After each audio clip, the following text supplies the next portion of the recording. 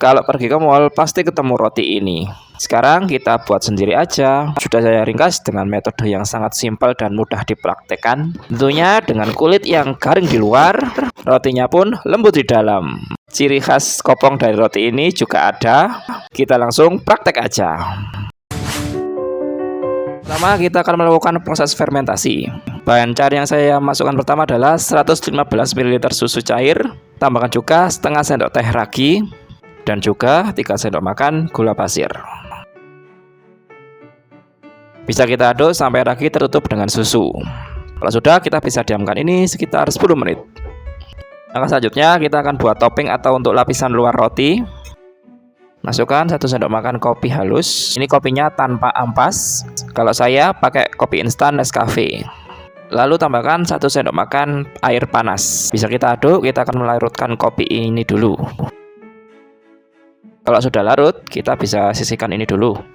Dan kita bisa siapkan wadah yang lebih besar. Masukkan 60 gram margarin. Lalu masukkan 100 gram gula halus.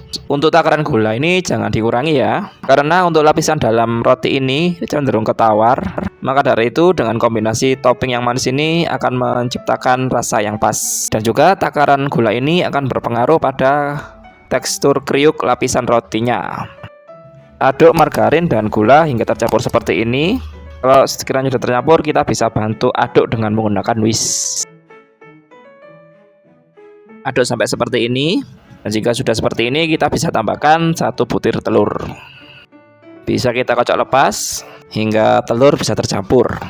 Kalau sudah tercampur, kita bisa tambahkan 60 gram tepung serbaguna. Kalau saya pakai merek segitiga biru.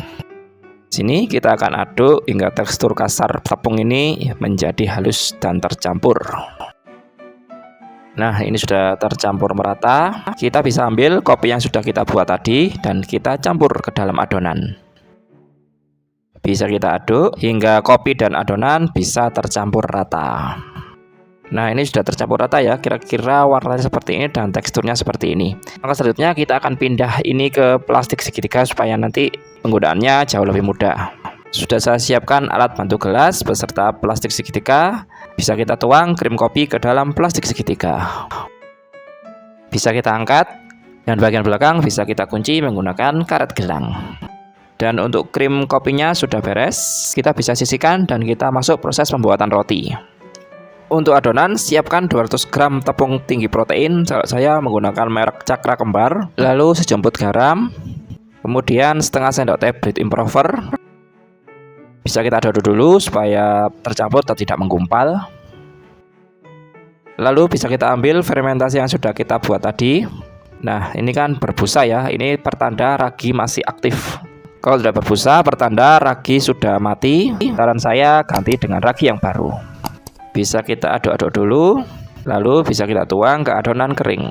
Tambahkan juga 1 butir kuning telur. Lalu bisa kita aduk-aduk. Supaya ini tercampurnya lebih cepat dan lebih merata, kita akan bantu mencampur ini menggunakan tangan. Dan pastikan tangan sudah dicuci bersih. Dan di dalam tengah proses ulen, kita bisa tambahkan 1 sendok makan munjung margarin. Kita akan campur margarin ini dengan adonan. Biasanya setelah kita campur dengan margarin, bentuk adonan akan berantakan. Tapi tetap uleni aja, nanti lama-kelamaan adonan ini akan menjadi lembut dan mudah dibentuk. Ini sudah 10 menitan saya uleni. Kalau teksturnya kalian saat menguleni masih seperti ini, nggak masalah. Kita bisa ambil adonan ini dari wadah dan kita akan membentuk adonan ini menjadi bentuk bulat. Nah, kira-kira seperti ini ya. Lalu kita akan proofing adonan ini. Kita akan proofing selama 30 menit sambil kita tutup dengan kain seperti ini. Untuk roti ini kan ada isiannya ya. Untuk isian di sini sudah saya siapkan kira-kira 1 sendok makan butter. Lalu akan saya tambahkan dengan 1 biji keju slice, atau kalau nggak ada keju slice pakai keju parut juga nggak apa-apa.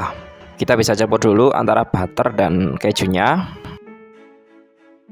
Isian pun udah beres, kita bisa sisihkan ini dulu. Nah, ini sudah 30 menit. Adonan mengembang menjadi 2 kali lipat. Bisa langsung kita kepiskan. agar gas di dalamnya bisa keluar. Lalu saya pindah ke meja kerja supaya pengelolaan jauh lebih mudah.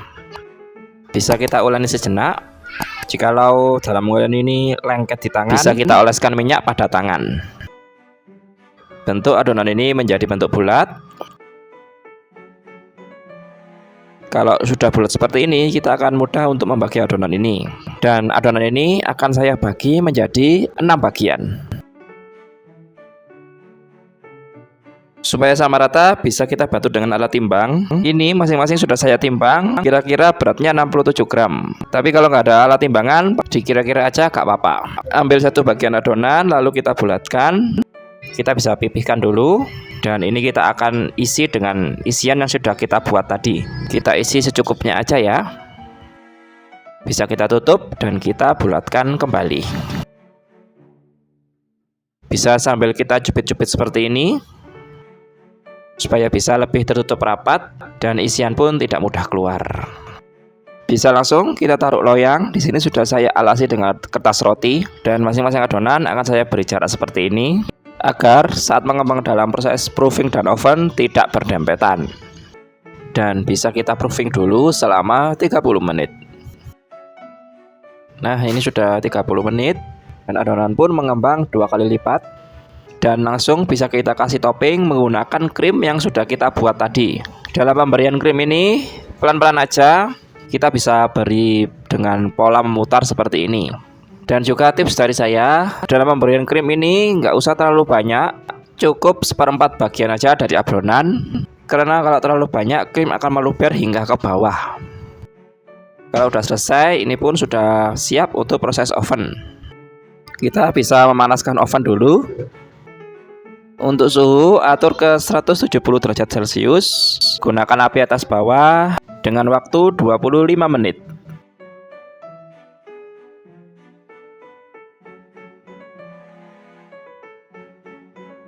Sudah matang, ini fresh dari oven. Untuk kematangan sangat bagus, warnanya pun sangat cantik. Dan untuk krim kopinya pun merata ke semua bagian. Dan krimnya pun sangat garing di luar. Dan saat dibuka seperti ini, rotinya sangat lembut di dalam. Lengkap dengan krim margarin yang sangat gurih. Perpaduan antara manis, tawar, dan asin ini sangat pas. Jika video ini bermanfaat buat kalian boleh tekan subscribe dan like channel ini. Nyalakan lonceng juga boleh supaya tahu video terbaru saya. Semoga bermanfaat, silahkan dinikmati. Saya pamit dulu. Wassalamualaikum.